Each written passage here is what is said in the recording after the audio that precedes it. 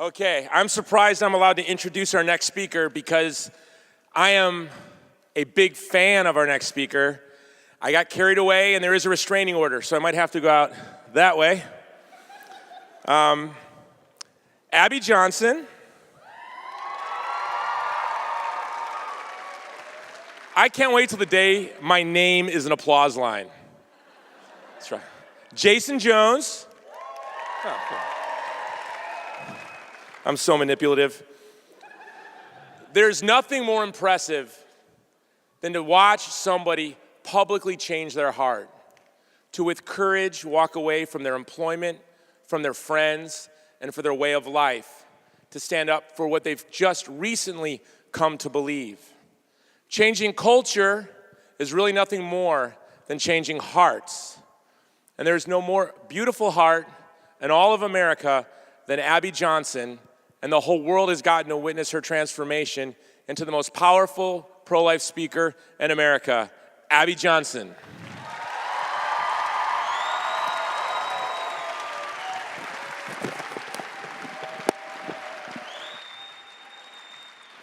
I allowed to kiss you? That's what I'm gonna, yeah. Hey. Tina said, do you need a place to change, or is that what you're gonna wear? I said, no, this is what I'm gonna wear. I don't rock a pantsuit like Jason Jones, so, Paul Borchard in the house? Somewhere, I hear him. Yep, his awesome laugh. All right. Hey, how good does it feel to be the pro-life generation, huh?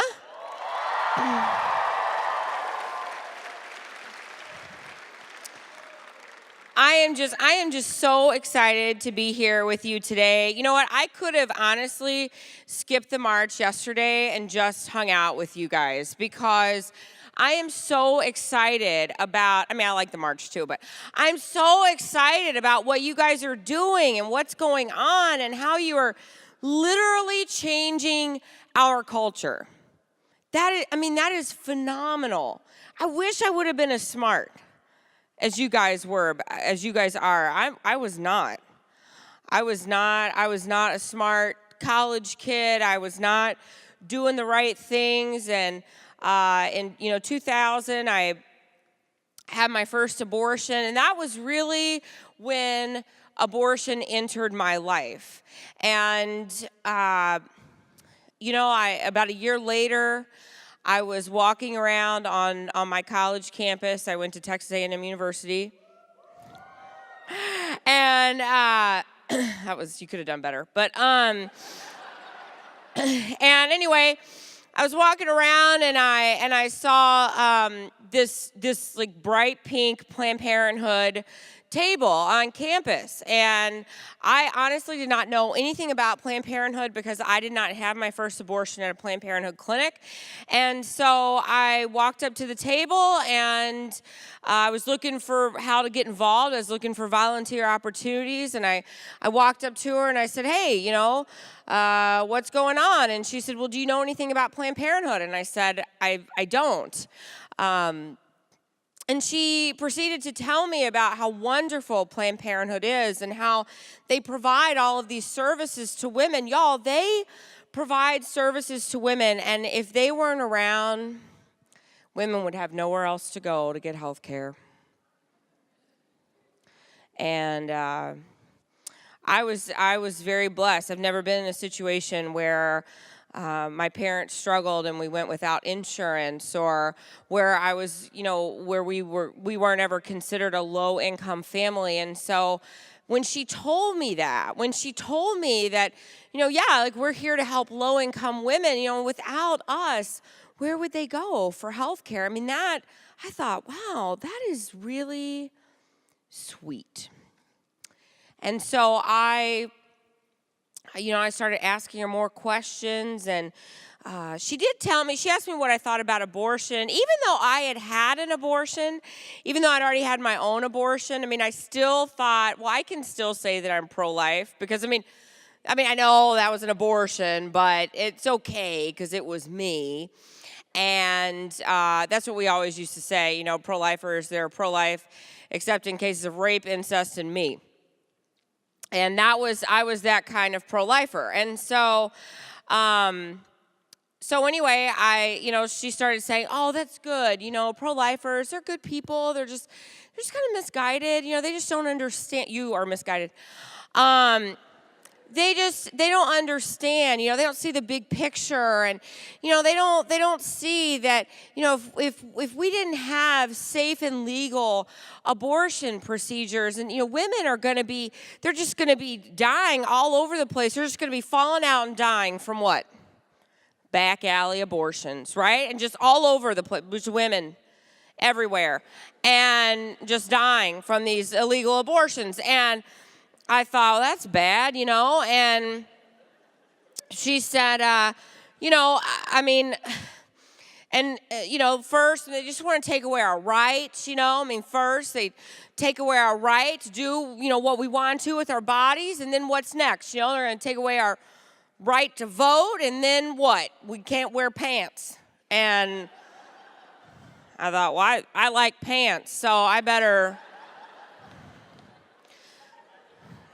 move on this. So you know, I just fell right into it, you know. And anyway, guys, Planned Parenthood, it's only 3%, y'all. It's like teeny tiny, no big deal. See, it's what I didn't know. That's what got me into trouble. I believed what she said, because why would an organization like Planned Parenthood lie to me? Why would they lie? That didn't make sense. Aren't they like government funded or something?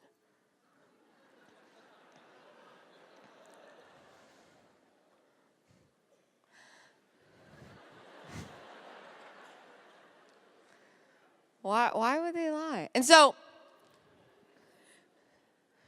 I could really go on about that. But anyway, back to the story. I was,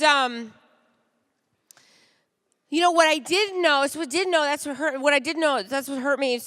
I didn't know when she told me that, you know, abortion is only 3%, it's no big deal.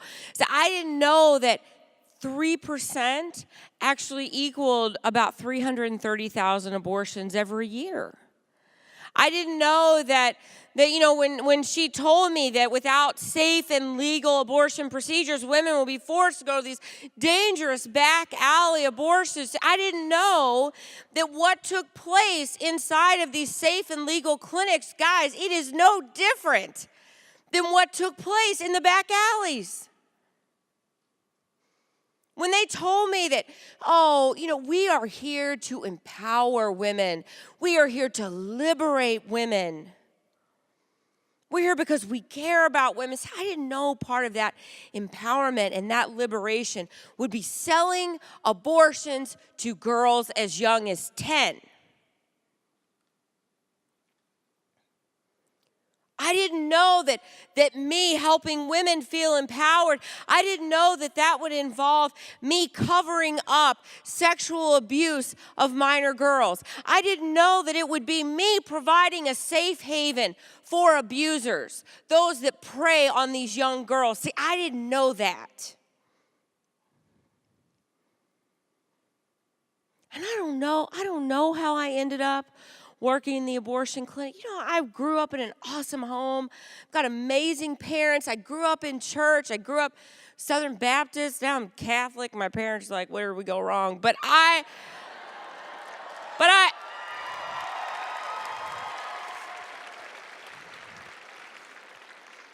was all the Protestants clapping, right? But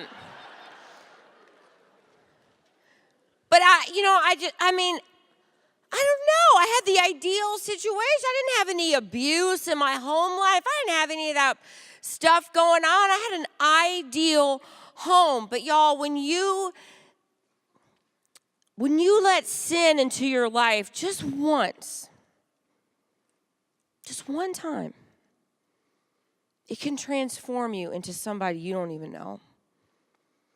So I don't know how I ended up in the abortion industry, but I can tell you it didn't happen overnight. It happened just little bit by little bit. And that's why what you're doing is so important. Guys, I say this all the time. Wherever vulnerable women are, so is Planned Parenthood. And they are on your college campuses. They're in your high schools.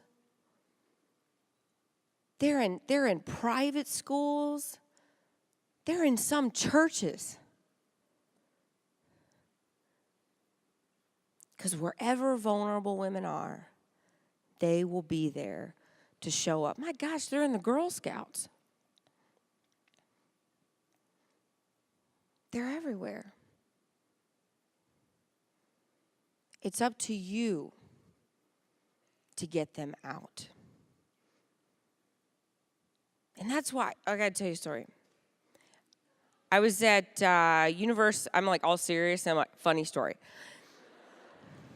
I was at University of New Mexico, and and I was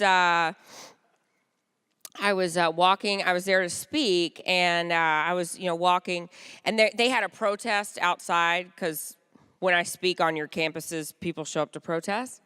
So I love that. So have me come speak at your campus. So anyway, there was some protesters out there. So, I was walking up to the protesters because I want to talk, and give them a hug. So I was walking up to their table, and this poor guy, he hands me this bright pink card, and he's like, "Ma'am, I just wanted to talk to you about Planned Parenthood." And I'm like, okay, this is me. I'm like walking, and this guy's over here, and he's like, "I want to tell you about Planned Parenthood." And I'm like, I want to tell you about Planned Parenthood. And so I'm like, let me tell you about Planned Parenthood. Let me tell you about how I'm like, blah, blah, blah. I'm like going off on this poor kid, right? And he's like, oh, wait. He's like, you're Abby Johnson. I'm actually pro-life. So.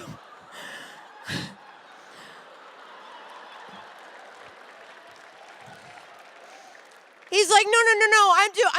I'm a Students for Life. I'm doing the hot pink Planned Parenthood card. And I'm like, oh, dang, man. I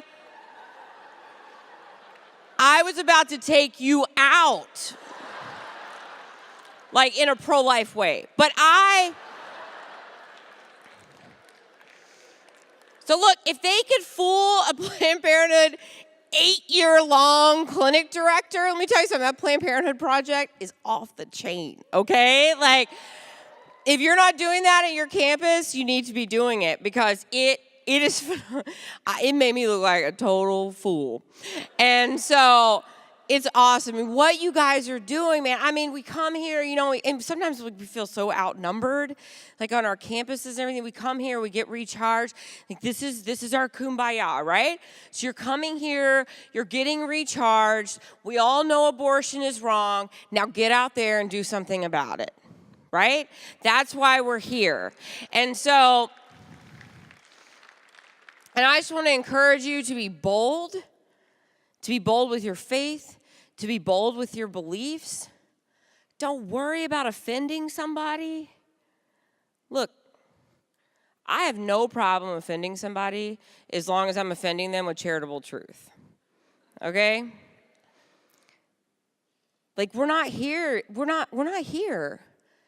to make friends, y'all. We're here to speak on the gospel of life. We're here to speak truth. And I am living witness to you that what you're doing, what the pro-life movement is doing, it works. Conversion is real. No one is beyond the power of truth because no one is beyond the power of Christ.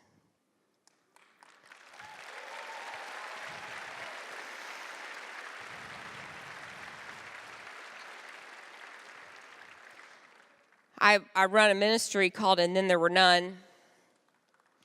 I might have done this on purpose, but anyway, we have these shirts for sale, and our mission statement is no abortion clinic workers, no abortion clinics, no abortions. It starts with the workers. You see, there's all these different amazing pro-life groups they're like hitting the abortion industry from all different areas, right? So you guys are here, you're on your campuses, you're on the ground, like you're hitting them from their educational standpoint, you're giving out truth, you're changing culture, you're changing the hearts of young people around you. You've got groups like 40 Days for Life. They're on the ground in front of the clinics. They're, saving babies. They're helping women, heal from past abortions. They're doing all these awesome things. You've got all these different types of groups that are like hitting every different part of the abortion industry. You got, Jason Jones, Movie to Movement, like he's hitting the Hollywood people, having them change their mind on abortions and be bold with their pro-life stance. And so you got all of us. And so for so long, there was nobody hitting the abortion clinic workers, because I think for a long time we thought they're just doomed. They'll never change their mind. Okay? But then they do change their mind. And then they do come out, because no one is beyond the power of conversion. So far in our ministry, we've had 102 years, we've had 139 abortion clinic workers leave the abortion industry, come to Christ, and find healing.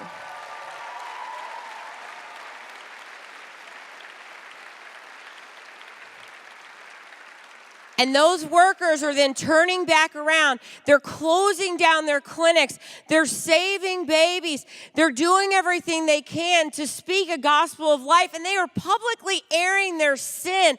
Can you imagine, if you can think about the worst thing you've ever done, and then standing up here at a mic and going, hey, I used to be that person?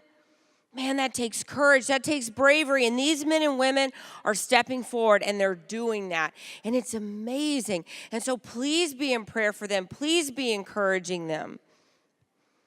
And I'm up here just to encourage you guys. Yesterday at the March Flag, like 500,000 people.